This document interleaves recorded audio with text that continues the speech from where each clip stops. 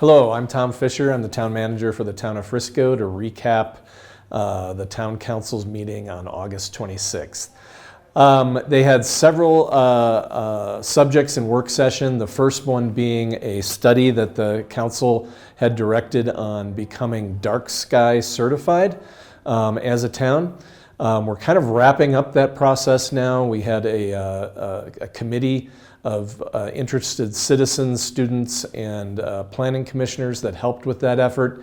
And you know, the biggest kind of policy discussions that the council concentrated on, first of all, it takes about 10 years in order to actually achieve the certification, which gives quite a bit of time for town properties, town buildings, and private residential and commercial structures to actually meet the dark skies regulations per se.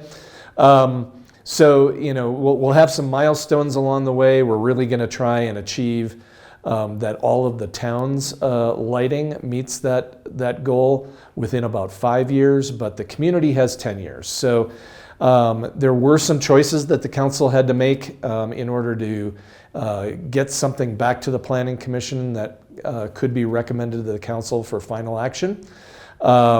They talked about seasonal lighting quite a bit, which includes both holiday lighting that usually happens around the December to March timeframe, as well as bistro lights, which you most commonly see in town over the intersection of 4th and Main, but sometimes over our parklets as well.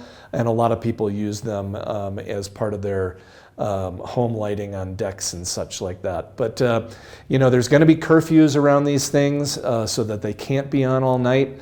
The council settled on a 10 p.m. to 7 a.m. curfew for that lighting, so that's going to be coming in the future. They also made the determination that they wanted to see the town's bistro lighting have shields on the top of them so that they can't broadcast light up. And the period of time that seasonal lighting is going to be allowed in this planning effort will be between October and March. So stay tuned to that if you're interested in it. Over time, it should limit the growth of kind of broadcast light that comes from the town. It probably won't reduce it. It could, but our major goal is just not to get any worse. You probably read in the newspaper that Breckenridge achieved their certification this year. Obviously, they started this effort a lot sooner than Frisco did, but we're now getting into that game. They also talked about a component of their comprehensive plan that they have to adopt by state law that talks about what's called the 3-mile plan. What this all boils down to is that towns are required to plan for future annexation. The town of Frisco does not have any plans for future annexation at this point, so it's a rather limited planning effort.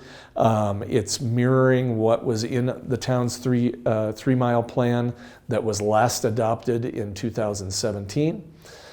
So really no change there, and the council will see that again after the Planning Commission reviews it. The Summit Preschool came in to give an update to the council on their activities.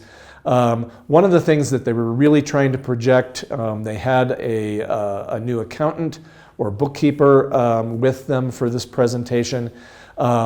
They are incredibly fiscally sound. They have worked a lot on that over the last few years. They have stable staffing. Some stuff that has been very tough over the last few years, especially in the early childhood game, in order to achieve. And they receive funds from the town of Frisco on an annual basis, and they were talking about that as well. And they'll have more information on that at the council's second meeting in September when we talk about impact grants and our small community grants that are an annual process. The business item that the council had this week, they had a couple of things on the consent agenda that were fairly standard, a concrete replacement project that is an annual process, and it just hit the threshold dollar-wise that the council had to approve that.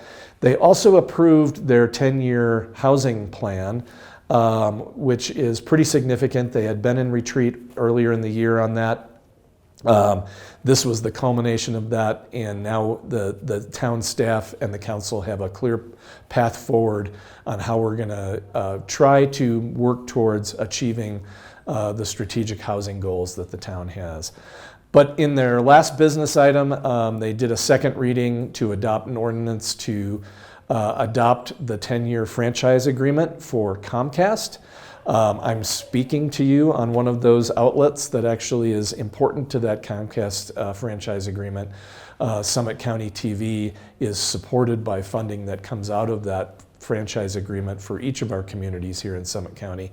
So it's very important that we get that done. It also talks about how Comcast and as a utility can use our roadways and things in order to provide their service. As always, we encourage the public to participate in our meetings. Our council meetings are at between 4 and usually 9-ish o'clock on the second and fourth Tuesday of the month. You can come and make public comments at 7 p.m. during those meetings.